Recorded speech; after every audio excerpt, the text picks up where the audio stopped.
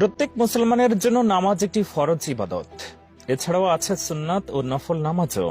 এসব নামাজে বিশেষ কিছু সূরা পড়লে সওয়াবের পরিমাণ বৃদ্ধি পায় বলে মতামত দেন অনেক ইসলামিক বিশারদগণ।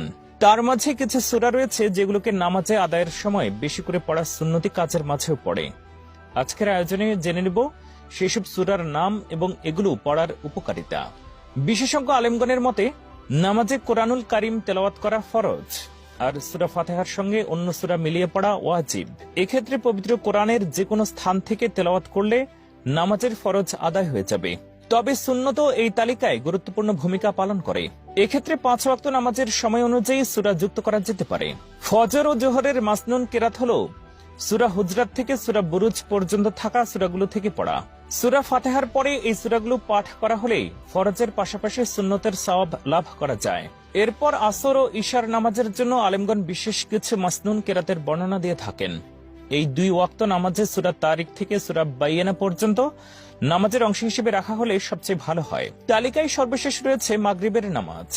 এই নামাজে সূরা ফাতিহার পরে সূরা জিলজাল থেকে সূরা নাস পর্যন্ত যে কোনো সূরা তিলাওয়াত করা সুন্নাত।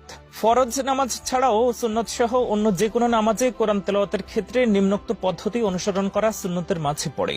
এর মধ্যে সবার আগে রয়েছে জুমার নামাজ। এই নামাজে সূরা ফাতিহার পরে সূরা আলা এবং সূরা গাশিয়া অথবা সূরা জুমআ অথবা সূরা মুনাফিকুন তেলাওয়াত করা সুন্নাত। বিতরের নামাজের ক্ষেত্রে প্রথম রাকাতে সূরা দোহা, দ্বিতীয় রাকাতে সূরা কাফিরুন এবং তৃতীয় রাকাতে সূরা ইখলাস পড়া একটি ভালো অভ্যাস। এর মাধ্যমে সুন্নত পূরণ হয়ে অধিক সওয়াব পাওয়া যায়। ইসলামিক বিশারদগণ বলেন, সফর অবস্থায় সব নামাজের ক্ষেত্রে সূরা ফাতিহার পর যে কোনো সূরা মিলিয়ে নিলেই চলবে। তবে সফর ব্যতীত ইমাম বা একাকী নামাজের বিশেষ পরিমাণে সূরা পড়া সুন্নাত। তাই সফরে সূরা নির্দিষ্ট করা নিয়ে কোনো বাধ্যবাধকতা থাকে না। নামাজ বা সালাত আদায় ইসলাম ধর্মের একটি দৈনিক ও নিয়মিত ইবাদত। একটি নির্দিষ্ট পদ্ধতিতে নামাজ আদায় করতে হয়, যা কোরআন ও হাদিসে বর্ণিত আছে। এটি প্রত্যেক মুসলমানদের জন্য প্রতিদিন অবশ্য করণীয় একটি ধর্মীয় কাজ। সালাত একটি সুনির্দিষ্ট প্রকৃতির ইবাদত, যার পদ্ধতি ইসলামী শরীয়তে পরিপূর্ণভাবে বর্ণিত হয়েছে।